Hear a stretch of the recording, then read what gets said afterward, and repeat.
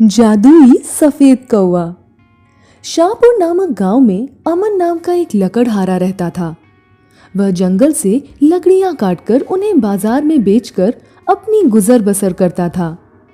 अमन के पास एक कुत्ता था जिसका नाम उसने टॉमी रखा था। रोज की तरह अमन और टॉमी जंगल में लकड़ियां लेने गए।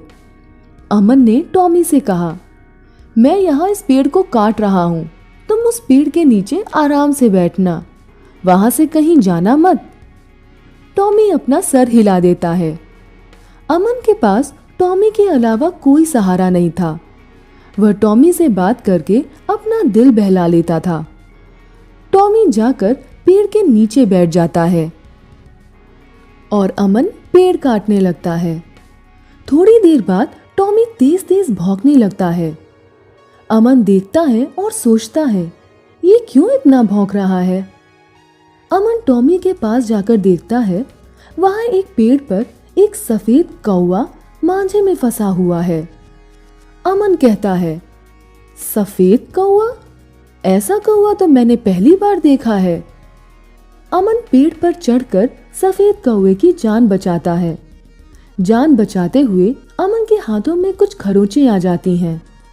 टॉमी हाथ की तरफ देखकर भौंकता है। अमन कहता है, ये कोई बड़ी चोट नहीं है, ये तो चुटकी में ठीक हो जाएगी। सफेद कौवा अमन की चोट वाले हाथ पर जाकर बैठ जाता है। वह अपनी चोंच उसकी चोट पर जैसे ही टच करता है, उसकी चोट ठीक हो जाती है। अमन अचंभित हो जाता है। तभी सफेद कौवा कहता है, मेरी जान बचाने के लिए धन्यवाद। अमन कहता है, तुम बोल सकते हो? सफेद कौवा कहता है, हाँ, मैं बोल सकता हूँ। मैं कोई साधारण कौवा नहीं, मैं एक जादुई सफेद कौवा हूँ। आज तुमने मेरी जान बचाई है, उसके बदले तुम्हें जो चाहिए मैं तुम्हें दूंगा। अमन कहता है, अच्छा, क्या तुम सच में सब गांव के लोगों के कच्चे घरों को पक्का कर सकते हो? कौवा कहता है, बस इतना ही। सफेद कौवा सबके घर पक्के कर देता है। सफेद कौवा वहां से उड़कर चला जाता है और एक पेड़ पर जाकर बैठ जाता है। वह सोचने लगता है, यदि अमन की जगह कोई और आदमी होता तो वह बहुत सारा सोना, चांदी, हीरे मांगता, लेकिन इसने तो निस्वार्थ होकर गांव वालों का भला किया। उधर अमन गांव पहुंचकर देखता है कि सब अपने पक्के घर को देखकर बहुत खुश हैं। अमन अपने घर जाकर देखता है तो उसकी झोपड़ी पक्के घर में बदल जाती है और उसका बड़ा घर और सुंदर हो जाता है। सफेद कौवा भी अमन के घर आ जाता है। वह आकर उसके घर की खिड़की पर बैठ जाता है। टॉमी सफेद कौवे को देखकर भौंकने लगता है। सफेद कौवा अमन से छुपने के लिए वहां से उड़कर वहीं साइड पर बैठ जाता है। अमन अंदर खाना बना रहा होता है कि तभी उसके दरवाजे पर दो भिखारी आते हैं। अमन उन दोनों के लिए खाना बनाता है और खिलाता है। उसके बाद वह टॉमी को खाना खिलाता है और आखिर में खुद खाता है। ये देखकर सफेद कौवा कहता है, अमन सच में बहुत अच्छा आदमी है, मुझे लगता है मुझे इसकी और मदद करनी चाहिए।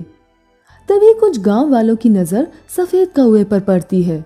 वह उसे पत्थर मारते हैं। शोरगुल की आवाज सुनकर अमन बाहर आता है। वह सफेद कौवे को पहचान लेता है। अमन लोगों का ध्यान हटाने के लिए कहता है, मैंने सुना है गांव के जंगल में बहुत खजाना है। सभी लोग ये बात सुनकर जंगल की तरफ भाग जाते हैं और उनका ध्यान सफेद कौवे से हट जाता है। सफेद कौवा अमन के पास आकर कहता है, तुम बहुत अच्छे इंसान हो, मैं तुम्हारे लिए कुछ करना चाहता हूँ। सफेद कौवा अमन को एक छोटा सा पत्थर देता है और कहता है, इस पत्थर को तुम जिस भी वस्तु से टच करोगे वह सोने की हो जाएगी। वह सफेद पत्थर अमन को देखकर उड़ जाता है। अमन एक गिलास से उस पत्थर को टच करके देखता है। वह ग्लास सोने की हो जाती है। अब अमन बहुत अमीर हो जाता है। वह सभी जरूरतमंदों की मदद करने लगता है।